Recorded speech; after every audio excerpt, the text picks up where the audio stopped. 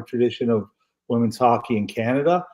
I look at the team that plays in Boston, and they play actually at the Songus Arena, which is where the UMass Lowell Riverhawks play. It's about a 8,000 seat building, and they don't draw very well. That's 30 miles north of Boston, in one of the hockey hotbeds of the country. I don't honestly know how the team is drawn in Minnesota. And I know the team that plays in New York in Uniondale has really suffered when it comes to attendance. So, it's a long road. It's a long road. It's a different setup. The league itself is a single entity league, which for those who are listening, there's actually one person that owns the whole league and all the teams. So all the hiring is done centrally from one location. I see some of the things that are happening this summer with WNBA players who are starting to think they can demand more money, without maybe understanding that the NBA has propped that league up for years and years.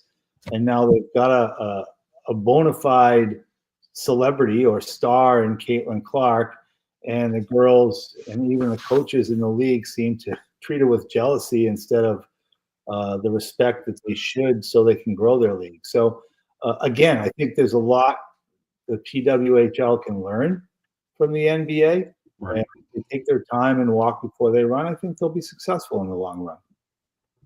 Okay. Ralph Williams is a comment. Hello, guys. Pittsburgh is getting a women's hockey team, which will start up in a few years. The Penguins are sponsoring it. Okay, good to know. Well, Pittsburgh was one of the original cities that were in consideration for a PWHL team last year. They decided against Pittsburgh for whatever reason, but I do know they were one of the final U.S. cities that they were looking at. I dare the WNBA players go on strike. That league will be broke so fast it's ridiculous. I think they'd be overplaying their hand and making a huge mistake, even if they try to do it. But we'll see. If they do that, that's the beginning of the end. I'll turn it over to Mark. I think the NHL needs to get behind it a little bit more and throw more money into it if they really want to stabilize and substantiate what they have there. If they want to grow that league, definitely. I agree. It's going to take a little bit of time for those teams to anchor down, get a fan base, and have people coming in. That being said, I enjoy hockey, whether it's females playing or males playing, whether it's youth hockey or even beer league hockey. I love the game. I love watching the game. And if it's on TV, and I'll stop and watch it for a while. I really will. Now, that's not everybody's mentality, especially in North America. But I really hope that they're able to stabilize and get the NHL to get behind them a little bit more. With the WNBA, I know the NBA's behind them. They're funding them. And there's absolutely no way their salaries are going to go up because they're not drawing. At the end of the day, you got to draw people to draw money. I think Angel Reese, I'm sorry, fellas, but she's way out of line in things that she says. If she really wants to be, admonished by everybody and be accepted as a superstar like she thinks she is, she ought to start aligning herself with Caitlin Clark instead of talking her down. Yeah, I think I agree 100% with what you just said as far as for them to succeed in the long run, they're going to need the NHL. I don't know if the NHL is interested in getting involved. They don't seem to be, at least at this time. But you mentioned the WNBA. I mean, the WNBA is on ESPN because it's brokered as part of the NBA package that's negotiated. Okay. The NBA. They when they broker these packages for TV, they say that if you want to do our NBA games, you have to do X amount of WNBA games as well, and you've got to feature them on SportsCenter, and you've got to do all these things to help promote the WNBA. And frankly, I think in the long run, the PWHL is going to need the same type of support from the NHL if they really want to get to the mainstream hockey fan. And one other thing that, again, I agree with, there's nothing wrong with the game or the sport. The women play the game great, and it's an interesting game. It's an exciting game, but it's just they're they're walking uphill in this country when it comes to women's sports, and I think Barbara's right. I think you're going to need the NHL input at some point. The only thing I'll say to close off the topic, having a lot of big stuff today, is Candy and I are looking forward to going to the NCAA Women's Final Four in Tampa. It's going to be quite an event. And I'm looking to get a lot of great content out there. And this will give me a really good feel for how much the sport has grown, especially in the collegiate level. You talk about your big marquee event with the wrestling event, Mike. I can't wait to tell you what the stories I'm going to come away with for the Women's Final Four in Tampa. And I thank the University of South Florida, my alma mater, for having handed us getting passes there. Yeah, well, this past weekend they just had the women's Frozen Four in Minnesota, and it was an overtime final. Actually, Wisconsin tied it up with a penalty shot goal late in the third period. A girl played the puck in the crease with her hand and set up a penalty shot. Wisconsin coach Mark Johnson brought all the girls in front of the bench and asked who wants to take the shot. And the first girl that raised her hand, he put her out there, and she scored, and they ended up winning in overtime, beating Ohio State. Yeah, Candy's smiling in the background. I heard that all week long. Come on, Candy, show it out here in public. You have the right to put yourself on here and celebrate that. Yay! There Go you go. Wisconsin. It was awesome. There you go. She got her celebratory more. Yes. They actually had an awesome season. I think they only had like 1 or 2 losses the whole season, and they outscored their opponents by a huge amount. So, it's just amazing what they did this year. And this is actually Wisconsin's 8th national championship for women. Wow. Amazing. Pretty good. All right. Well, I'm glad you brought that up, Mike. Now I'm looking forward to seeing Connecticut win the whole thing so I can meet Gino Oriana. So there you go. I mean, that would be incredible. I hate to see Juju Watkins go down, but my goal is to see Gino. All right, well, let's go ahead and continue on the men's Frozen Pond. This is an interesting story. When the Edmonton Oilers lost to the Florida Panthers 4-3, their 5th straight on February 27th, Coach Chris Knobloch was quoted as saying, "I felt like there were a few passengers and there were some guys that didn't put the effort we needed." And the Oilers currently are 41-24-5 and 3rd in the Pacific. So, Mike, I'm going to ask you this, okay? Because you're probably more into it, and other guys can comment on it. But I really want to hear your point of view, probably the most. Is that a common expression these days by coaches? I don't know if it's common, but in the last couple of weeks, there's been a couple of coaches that have actually said something similar.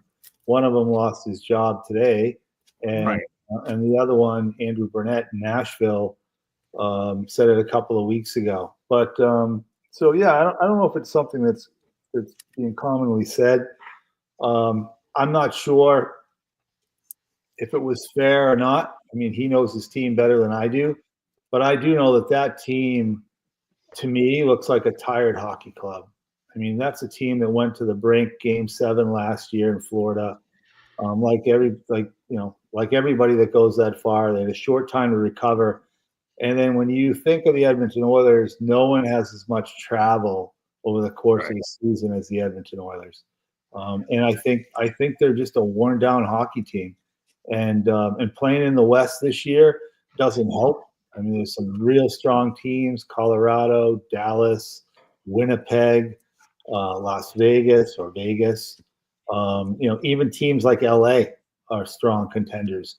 So there aren't too many easy nights in the Western Conference, and now they're still trying to get their 2 top players, Leon Draisaitl and Connor McDavid, back healthy before the playoffs start. So it's I just think that they've had a lot to overcome in the last 10 months, and it's a tired team. Yeah, well, that's a good point, because when I saw the word a few passengers, thinking to myself, and like you said, Mike, I've been seeing this a lot in the last few weeks. Hockey's a one sport where these guys put everything they've got in all the time. Then I hear Chris Knobloch saying that. Obviously, they're on the heels of their 5th straight loss, didn't help either. You just try to connect the dots, and that's what you end up getting. Mm-hmm. But yeah, I guess Tired Hockey Club. George and Mark, real quickly, okay, your thoughts about tired passengers, few passengers. Well, Anything- I think even in Detroit, Barber, we see it. We saw it with before they fired Lalonde. The team was just going nowhere, not making any sense at all with what they were trying to accomplish. And then when Stevie Y got rid of him right after Christmas, Todd McClellan came. Todd did a really good job. They started really well, and then they started going back to some bad patterns, bad habits, and a few injuries. I'm just saying, in Detroit, I think every player in the NHL, whatever professional sports, got to look themselves in the mirror and say, "Hey, look, I'm giving my best effort." Now we know it's impossible; they can't do it every single game. It's just not physically possible. I'm saying during the whole year. Playoffs, that's different. You got to be up for that. But I'm saying for the whole year. But when you hear coaches making comments like this or insinuating stuff like that, because Todd insinuated a little bit about the Red Wings recently too. But it wakes you up. It really does. It makes you wonder, what are these guys doing? And like I said, again, I'm not a player, so I can't say that they get up or don't get up one game or the other, but it just seems like it's happening more. If you hear the coaches talking about it like this publicly. Anything you want to add, Barber? I mean, I think about the fact that you have a 5-2 loss on the heels of a fifth straight loss. So, and then you put it together. And but bear in mind, though, the Oilers are still in third in the Pacific, so they're still very much in the thick of things out west. But go ahead. Like Mike Barber, said, though, that's a team without Draisaitl and McDavid. And Draisaitl's going to come back before McDavid, first of all. So that should be interesting to see how this thing closes out for them. But coaches wouldn't have to try and motivate their team by saying things like that if they had leadership inside the locker room. Sometimes you got to close that door after a couple losses and reorganize as grown men who play a professional sport. It shouldn't take the coach to have to say something like that to do that. And I don't fault the coach at all for that. I mean, actually, fellas, from my perspective, I think it falls back on the leadership of that team. I think it falls back on McDavid. I think it falls back on Draisaitl. Fellas, close the damn door and get it right. Get it right in the locker room, because the coach doesn't play the game. He tells you what to do. You play the game. Well, let's not kid ourselves. Connor McDavid, we know, is the face of the franchise, but they're always going to fire the coach first, anyways, and not the players. That's a given. If there's one team in the league, I mean, there's been, you mentioned Detroit. Columbus has taken a nosedive here recently. Yeah. I mean, Boston has taken a big dive. They're not even close. If there's one team that deserves some slack, I think it's Edmonton. Okay. Oh, And next week, and just so you know, next week on next week's Sports Days, we're going to talk about the coaches that have been let go so far. We won't do it tonight, but we're only going to talk about one of them tonight. And that happened to happen today. That's John Tortorella, was fired by the Philadelphia Flyers, who've lost 6 in a row, 11 of their last 12. Haven't made the playoffs in his 3 years. He was 97, 103, and 33 with Philly. His career mark is 770, 648, and 165 with 37 ties. He's ninth all-time on the all-time list, and the second most USA-born coaches after Peter Laviolette with 841. He has obviously 770 wins, and as I mentioned, Bradshaw is the interim coach. Michael, start with you. John Tortorella, he's a heck of a coach. Do you think this might have been his last coaching stop? He was in the midst of a rebuild here, so that wasn't the easiest situation for him to walk into, and he knew it. And the Flyers have gone through a lot of coaches lately. Yeah, I don't think this was necessarily the right situation for him. Right. But there's only 32 jobs, and if somebody offers you one of them and you're an NHL coach, you take it. Right. I also don't think this was necessarily a good time to make the move. I mean, they could have waited a couple of weeks. Right. It's not really going to make a difference. If anything, I think it's gonna make an excuse for those players that are still in the locker room for the last couple of weeks to not have to worry about it. Where at least I think Tortorella, your practices still would have been fruitful. They would have gained some development in the next few weeks. I mean, he would have got more out of these guys than an interim coach is going to get. It just really makes, the ultimate problem there glaring, which is there's no plan. Right. I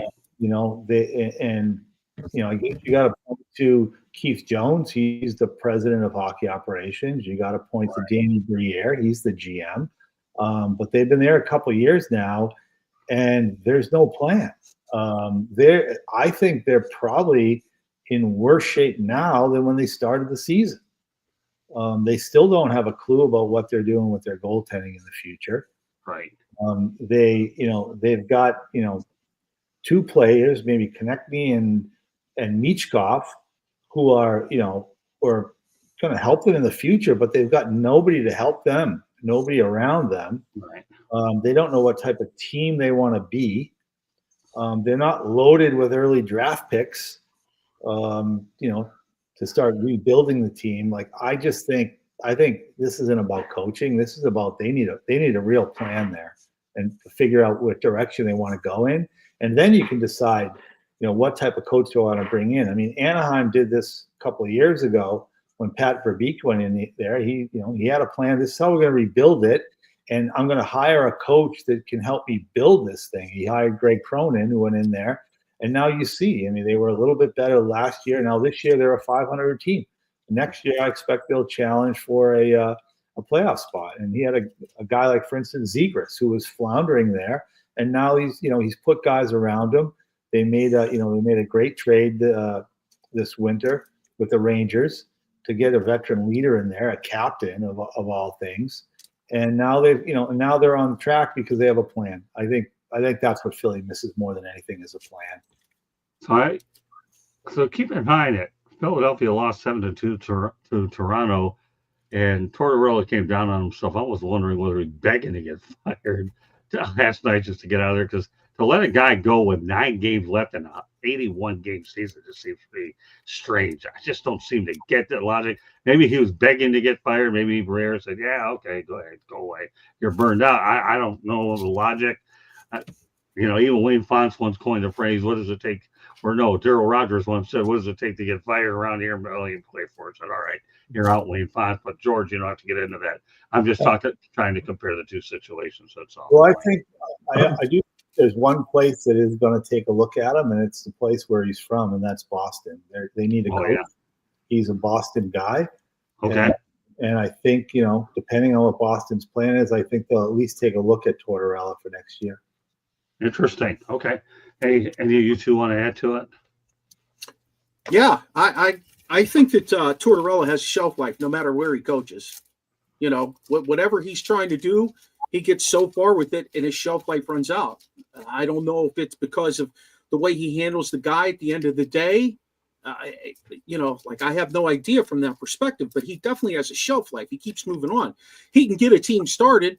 He'd probably be a better assistant coach than anything as far as, his tactics.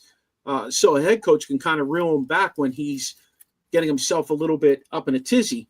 Mike, do you remember, though, like maybe 5 or 6 years ago when the Lehigh Valley team, they were loaded with talent? Yeah. And I don't understand what happened there. Where those guys all go?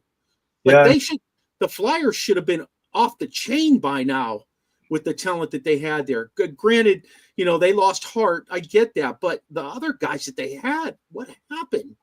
Yeah, they made a lot of bad moves and didn't restock the cupboards. And I think that was, the previous management team. Before that it was Chuck Fletcher. And then before that, it was it Holmgren again? I forget. But I think those guys were trying to get there too fast, maybe to save their own jobs. They made a couple ill-advised moves with the Flyers, with some of those high-priced guys that they got stuck with, and then didn't move at the deadline. And here they are, and then. They've made a ton of coaching changes here. Mike Yeo and Scott Gordon. It's been a revolving door. Of course, Tortorella hasn't made it through 2 full seasons, and then with the management change. Again, there's no plan from up top. And until they get a plan in place, I don't know what to tell them. George, any final thoughts real quick before we go to a station break? Well, he's the general manager was quoted as saying, Torts is a complicated man. He's a complicated coach, but he's a blast to work with because he challenges you. I truly believe he made me a better general manager. Well, he might have loved working with him, but obviously they didn't see the progress that they should have. I mean, you got to go back to his last Stanley Cup win, of course, was with the Lightning in 2004. That's a long ways away. I don't think the game's passed him by. I do think he's a good coach. And whatever happened in Philadelphia, it just was a sad situation. Did not ever expect it to be like this. So basically the same that you guys are saying. Yeah, I mean, they have no identity. Yeah. I mean, they were always. I mean, of course, back in the 70s and even in the 80s, the 90s, and even 10 years ago, they were always a big physical team. And even guys when they had guys like Hartnell, right, and those kind of guys up front. But they're just not a down and dirty, physical, hard to play against team. They have no identity at all. I can tell you this. I've seen his press conferences, and I would really like to meet Tortorella. I really would. For some reason or another, I don't know why, I feel I can relate to this guy. I really do. I'm a fiery, intense individual myself. I'm not afraid to admit it at times because when you want to win, Mike, who doesn't have that fiery, intense side on the planet? Some people show it in a different way. I don't know if he does the best he can to relate with the media, but he had been a winner wherever he's gone. Some of the situations he's inherited haven't been very good. But as Mark alluded to, John Tortorella does have shelf life left. This was a dysfunctional, toxic situation with no direction at all. Keith Jones, like you said, has been there a couple of years, and of course Daniel Briere. All right, so you wanted to let him go with 9 games left. We'll see what Brad Shaw, no relation to Terry Bradshaw, okay, does the rest of the way. All right, we're going to go to a station break, a few more topics. We're going to find out how much fun that Mike had last week. I'm definitely looking forward to getting some stories, a few more good topics. This is the Sports Exchange on the South Florida Tribune Broadcasting Network. Go ahead, Candy. South Florida Tribune Publishing Company published a book, Lessons from the Microphone, Tuning into the Enduring Wisdom of Visionary Leaders. It is written by your host, Scott, the Motor City Madmouth Morgan Roth, and the foreword was written by another panelist here, George Eichhorn. It's a great book. It talks about how media has changed over the last 40 plus years. It's available on Amazon, Barnes & Noble, Kindle, Google, and Apple Books. There's also a link on our website, www.southfloridatribune.com, where there is a plethora of great other content as well. If you like to listen to podcasts, you can find us wherever you get your podcast. If you see the red subscribe button in that lower right-hand corner, go ahead, click it, like us, share us with all your friends and family. Monday nights, we talk baseball. Tuesday nights, we talk football. Wednesday and Thursday nights on the First Sports Exchange and Fire Up. You never know what we're talking about. And then on Thursday nights, obviously, we are talking hockey. If you want to be a guest or have show ideas, you can always email us at southfloridatribune@gmail.com. And if you want to advertise, call Scott 954-304-4941. And bear in mind, this show is presented by well, go ahead, Mike. You tell them who the show is presented by. It's your company. Hockey Operations. There you go. Presented by Hockey Operations. I gotta let the guy tell this is presented by. He's the owner, right? And a good thing to do. Good evening, Brian Pettit. He'll be on later on. Fire up. All right, Mike. Time of the show where you get to talk about your segment. So Mike update Santos update. But we're going to talk about your experience at the 2025 Wrestling Championships in Philadelphia from March 20th to the 22nd. It's all yours, Mike.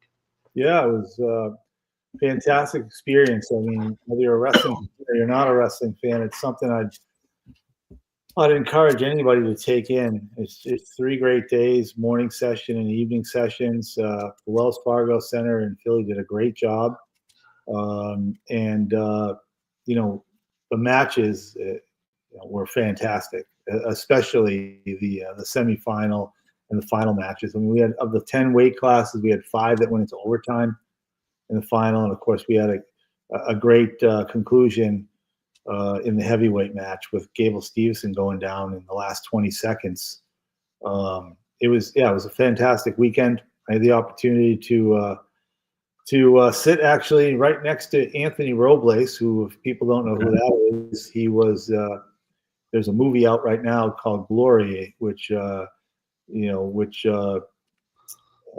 tells the story of his life. He was born with one leg, walked onto the Arizona State wrestling team, and ended up winning a national championship in 2012 as one-legged wrestler for Arizona State. So I'd encourage everybody to check out that movie. It's being streamed right now, and if anybody's interested, Jennifer Lopez plays his mother in the movie, so maybe that'll get some people interested. But yeah, great event. There was the rematch of Mendez and Hardy from last year when Mendez put Hardy in the spladle, in the semifinals, and then they rematch in the finals this year at 131, and Hardy goes up 5-0, and then Mendez comes back and ends up wins the match 12-9. That was a fantastic match. Carter Starachi, 184 for Penn State, wins his 5th national championship, unprecedented. It's just a great night all around. Okay, great stuff. We'll leave it at that. 2 more topics. And next year's in Cleveland. If anybody wants to go, I'll be going. You gonna make this an annual thing for you every year? That's not far.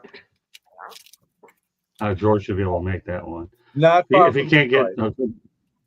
if he can't go there, we'll go to our credentials department, South Florida Tribune. We'll get you a pass, George. The other thing too, just mention too, Penn State ran away with the team title. It was the highest point total ever at over 170 points. So, and Well, I remember, Mike, a couple of weeks ago, you told us, you said Penn State was going to win that team title. You were absolutely right, Mike. yeah, they had 10 All-Americans, which essentially means they had an All-American in every weight class. That's how good Wow. they are. There you go, George. That's something you could hit next year. Yeah. Okay, a couple more topics I want to get to. Let's talk about Sergei Bobrovsky. Moves into 10th all-time in goalie wins. I'll just give you his record: 426, 239, and 57 ties. Mike, this guy, to me, he has a Stanley Cup in his pocket, one in Columbus, one in Florida. Where do you think that Sergei Bobrovsky ranks amongst the best goaltenders of all time? Boy, that's tough. I mean, I think he's definitely, of all time, he's definitely a top 20 goaltender. Okay. It'd be hard to put him in the top 10. I mean, he's been absolutely lights out the last 2 years now. And they're going to need him to be lights out this year, especially because they're going to need to finish in first place.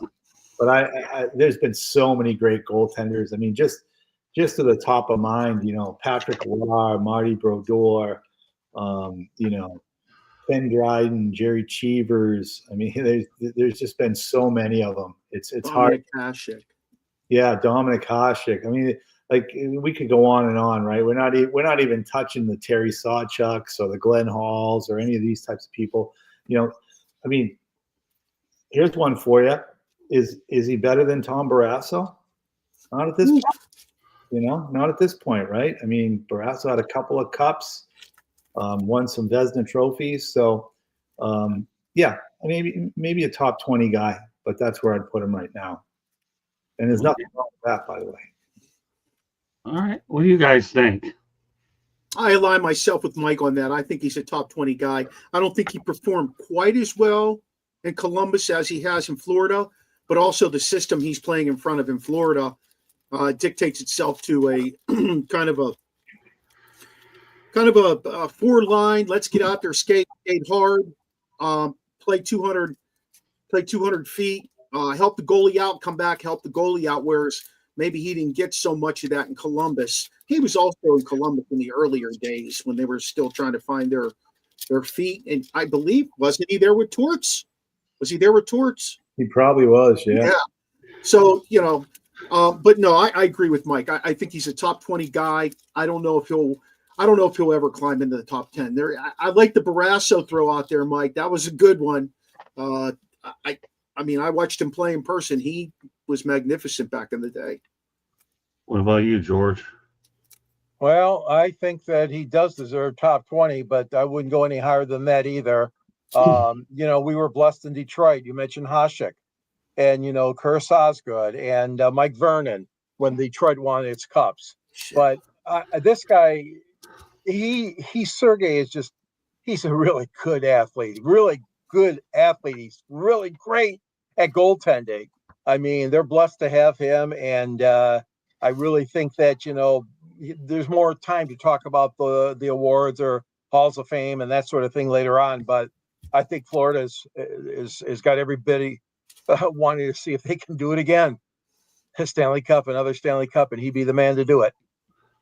Yeah, I'm with you guys. I'd put him in the top 20. I'm going to throw another name out here. I'm just really curious. How about Curtis Joseph? Is he a Hall of Famer? He played 943 career games with 454 wins. Mike, what do you think about Curtis Joseph? Before 2 years ago, I would have said no, he's not a Hall of Famer. Okay. But if you're going to put goalies like Mike Vernon in the Hall of Fame, I think he's every bit as good as Mike Vernon. And that's no slight to Mike Vernon. It just means if that's what the standards are, I think that, sure, I think he measures up fine. Curtis Joseph, what do you think, Mark? Yeah, I would agree. He played in that era with Eddie Belfour and Barrasso. That was a pretty good goalie era. That Dominic Hasek, Brodeur. There were some really good goalies during that era. I could see, like you said, Mike, if you're gonna put a guy like Vernon in there, you got to definitely give Joseph his fair due. What about you, George? I'm not so sure. I mean, he had a real tough time in Detroit with the Red Wings. Things just did not work out for him. I guess my viewpoint's a little tainted because of that. I'm not so sure he's a Hall of Famer. I'm not so sure Chris Osgood's a Hall of Famer. And he won 2 cups. So I'm going to say no for now on Cujo. I'm up in the air about him. We'll see what happens. All right, last topic of the night. Since the Four Nations tournament, the worst records include the Chicago Blackhawks 3-10-2, Boston 3-8-3, Red Wings 4-10-1. Not looking good against Ottawa. The last I saw, they were trailing 2-0. Philadelphia was 4-8-2. San Jose 4-7-2. Buffalo 5-8-1. Columbus 5-7-1.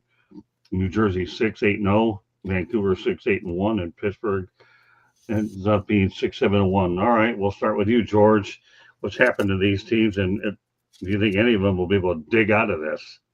I don't know. I mean, you mentioned it earlier, Mike, about, we see teams like Detroit and Boston, great franchises, great fans, great teams of years gone by. I think really that putting those guys right in, like Detroit had an afternoon game. And so Larkin and Raymond had to walk right into that lineup. They got like zero rest after the Four Nations.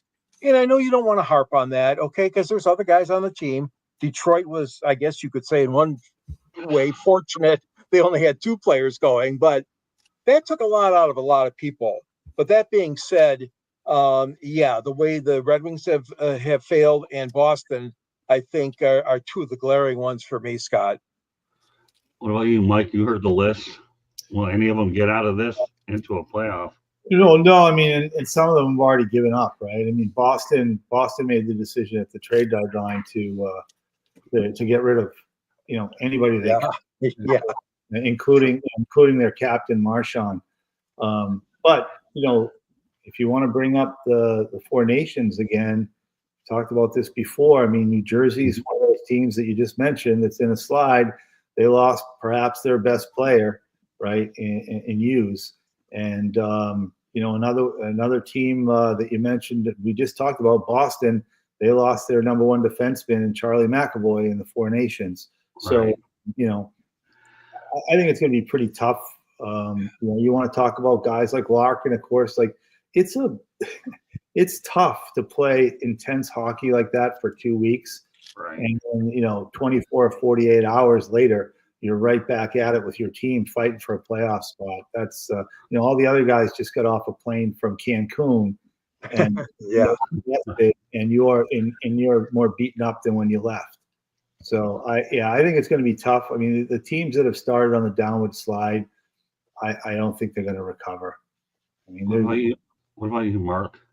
Well, obviously, I'm a Penguin fan. You know that. You guys all know that. I've just watched nothing but a nosedive. They're getting scorched by the Buffalo Sabres tonight, 6-1. Wow.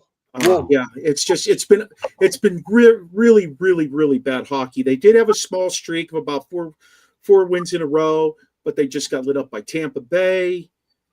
Saturday? They got lit up tonight. This team it's in limbo. They've got they have no chance of making the playoffs. And Dubas has sold off anything he could. He has 30 draft picks over the next 3 years to play around with, and he needs to figure out what exactly he wants to do with this team, because he's doing Sidney Crosby a disservice, in my opinion. Crosby got his point tonight. He has 20 consecutive seasons of having a point a game, which he passed Gretzky by doing that. Wow. So that's my feel. and kudos to a guy like him, because you look around the league and you see some of these other veteran players that are on teams that are sinking in the standings, and they're not out there playing like he is every night. Mike, he refuses to leave Pittsburgh. Yeah, the Penguins have been offered a lot, and he said, "I'm not going anywhere. Yeah, I'm going to be here when you're good again." Yeah, but every game in, game out, no matter what the situation, he gives it his all. I mean, I look at Nashville, for instance, with Marchessault and Stamkos and those types of guys, and they're just playing out the string. Yep. And then you've got teams. I mean, I'd throw Detroit in this bucket right now as a team that probably, if they were going, could fight for one of those last playoff spots. But I don't believe in that room they think, even if they made the playoffs, that they could win a round. Probably not, but just the idea of getting that big playoff drought off their back would be good. Yeah. I think. But yeah, right now the way things are looking for the Wings, I don't think any of these teams are going to get out of this at all. I think it's really deja vu for a lot of them. I really do. The Red Wings are simply running out of lives. I mean, I think the interesting teams in the East are Montreal. I think Ottawa's going to do it. I do too. At this point, I mean, they're a team that was, you can tell that was their goal. We're getting in the playoffs this year, and that was goal number one for them. And then I think Montreal smells it a little bit now. And the team that really surprised me, because I thought a few weeks ago they were going to go away, is the Islanders, but they're knocking on the door for a spot now too. So yep.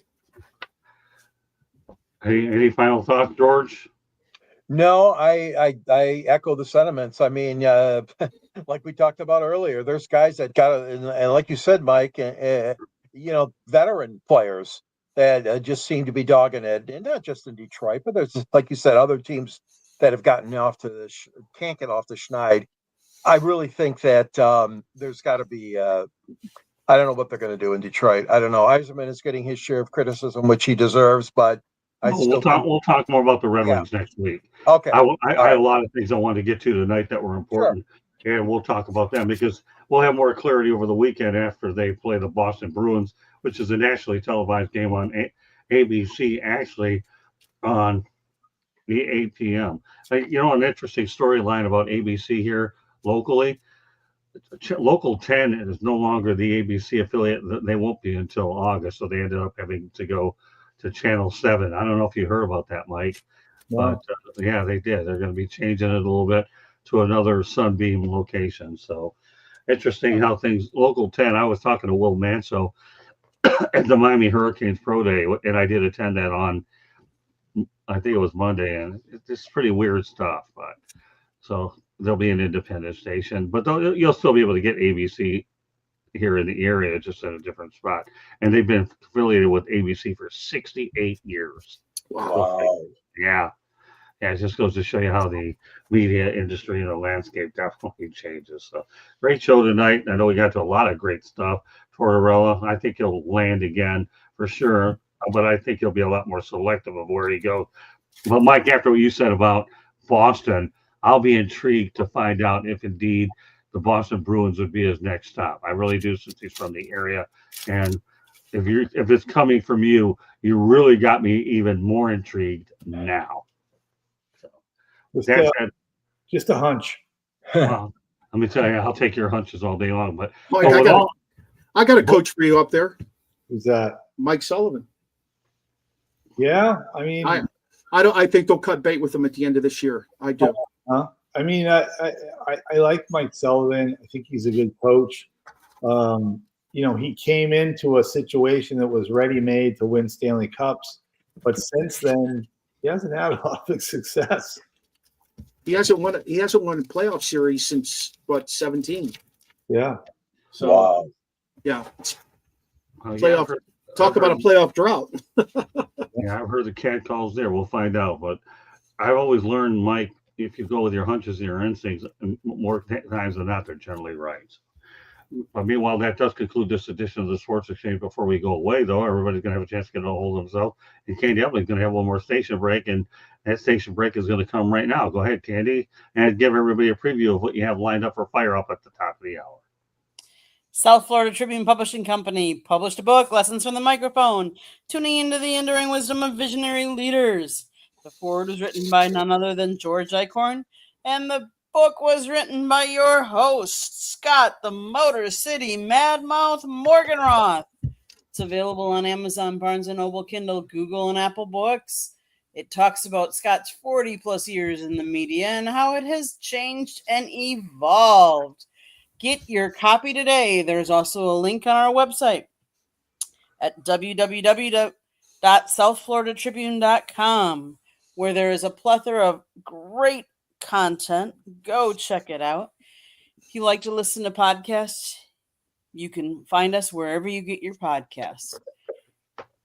Monday nights, baseball. Tuesday nights, football. Wednesday and Thursday nights, you just never know what you're going to be getting, except Thursday nights is hockey night as well. And typically, last night, Scott and Megan Price, the Queen of Hoops, talked basketball on the Motor City Madmouth show. Go check out that show. That was a spectacular show. Tonight, following this, a little after 9, will be Fire Up. And we're going to be talking about opening day, some of the prices, some of the new foods you can find. And of course, we're going to talk a little March Madness too, and maybe some more. So check it, wait on that and check us out. If you want to advertise or sponsor a show, call Scott, 954-304-4941. And if you want to be a guest or have show ideas, you can always email us at southfloridatribune.com. And of course, this show is also presented by Hockey Operations LLC. There you go, Scott. Back to you. All right, just a little FYI about Megan Price. Not only is she good with hoops, she's going to be coming on 108 Stitches Baseball Talk on April the 7th. And she does work with minor league baseball. So who knows, George, she might be on that show from time to time when you see her. But you said you needed the night off, and I couldn't think of a more prettier alternative than that. So, but if you're going to do the Pistons, Megan's going to be on. She's going to be looking good. So, Mark, I encourage you to take a look at Megan. This woman knows her stuff.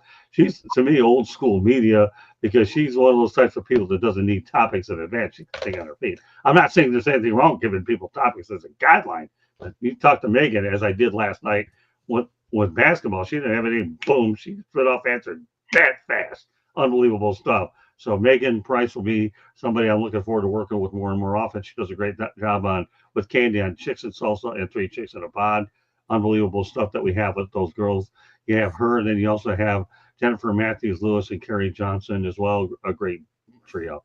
All right. With that said, Mark Maraday, why don't you let everybody know how they can get a hold of you? You can find me at the Original Sports Podcast with Mark Maraday or at Terrible Talk. The Original Sports Podcast with Mark Maraday show is live on Tuesday nights, and then we drop it on Thursday, both audio and video. You can also watch it on Roku on Tuesday nights from 7 to 8 on National Streaming Sports. Terrible Talk every Thursday night, all about the Pittsburgh Steelers, and it airs on Roku on Sunday nights from 6 to 7.